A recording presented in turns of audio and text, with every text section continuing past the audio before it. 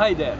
The video gaming industry is lucrative, valued at around 48 billion US dollars worldwide in 2011. It is expected to continue growing and growing fast. Within this gaming industry, however, a smaller, peculiar, and largely unknown economy has been developing: gold farming. What is gold farming? Gold farming is playing a massively multiplayer online game with the sole aim of acquiring in-game currency. This virtual currency is called gold, hence the term gold farming.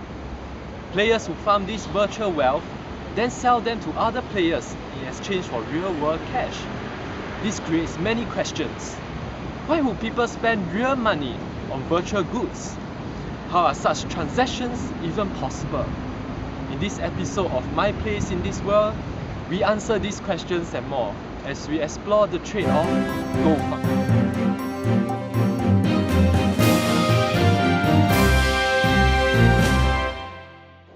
But how exactly do transactions in this industry happen? Let's take a look.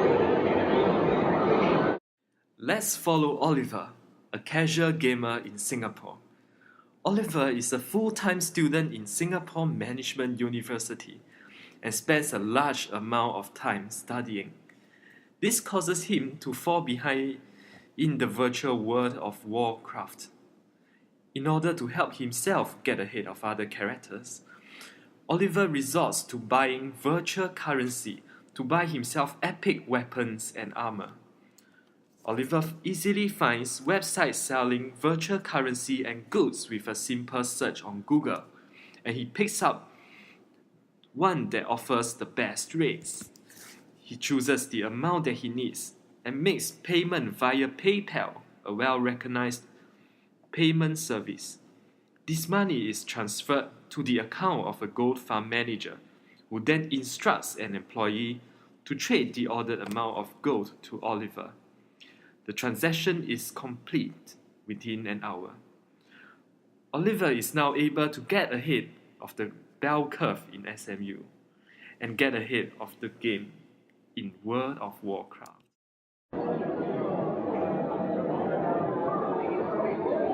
A simple transaction by all means.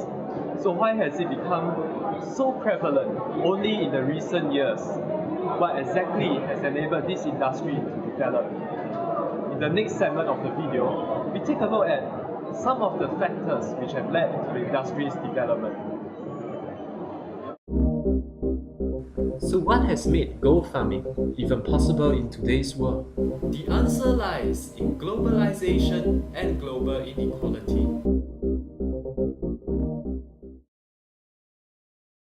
Information technology in the world has been developing and spreading at a rapid rate. The computer, once only found in Western countries, is now manufactured and sold in countries all over the world. The internet too has become a daily necessity. Because the internet has broken down geographical barriers, gamers are no longer confined to their own computers, but are able to interact with players from other countries easily through means such as internet forums, chat rooms, and even through massively multiplayer online role-playing games. This global community of gamers, estimated to be 400 million strong, is not something to be overlooked. In every society in the world, there is always economic inequality, and the global gaming community has not been spared. At the two extremes of this inequality, we can generalize two different types of gamers. The first, a typical gamer from a rich, developed country. He holds an occupation or is a student, and is only able to play video games with his spare time.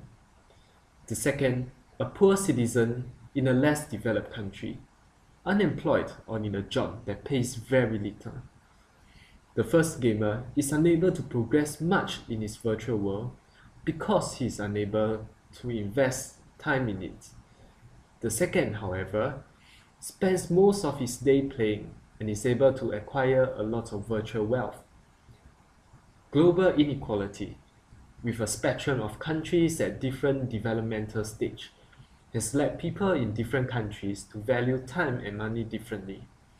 Gold farmers in developing countries, due to a lower cost of living, are willing to accept what would be seen as nominal amounts of money to a gold buyer in a developed country. This creates a gold trading economy.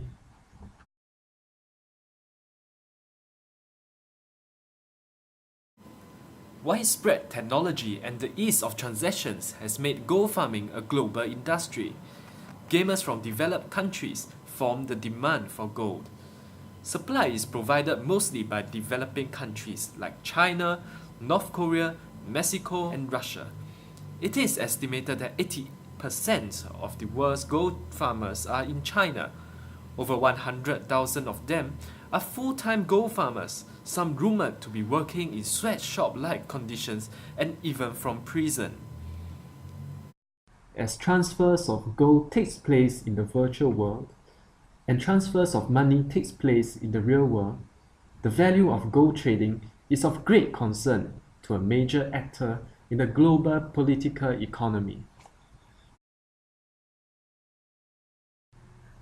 According to the World Bank's research, the value of gold trading economy is estimated at a whopping $3 billion in 2009. Governments are concerned about the scale of this economy because earnings can be substantial, undeclared, and therefore untaxed. This means a loss of potential government revenue. Indeed, lawyers say there is little doubt that gold farmers are indeed trading a service for real money and are thus liable for taxation. According to the Korean National Tax Service, gold farmers who earn more than 12 million won, or about 11,000 US dollars, were given 6 months to register themselves as a business, declare their earnings, and pay taxes of up to 40% on their profits. China followed suit in October 2008, levying a 20% tax on gold farmers. The Inland Revenue Authority of Singapore, which has yet to impose special taxes on gold farmers, said that it is not clear if gold farmers are currently declaring their annual income as a self-employed for tax purposes. In all cases, there are bound to be loopholes. Globalization has led to the spread of technology worldwide and the emergence of a global gaming community. Global inequality has cemented gamers into those from developing and developed countries. As a result, gamers from developing countries are willing to farm gold, and gamers from developed countries are willing to buy gold. An economy, both in the virtual and the real world, has been created. Governments of countries which have a substantial gold farming population are concerned about the effects of gold farming in the real-world economy. Undeclared earnings from gold farming could result in a loss of potential revenue for the government. But what we are certain is that gold farming has allowed the rich to get richer in the virtual world and the poor to get richer in the real world.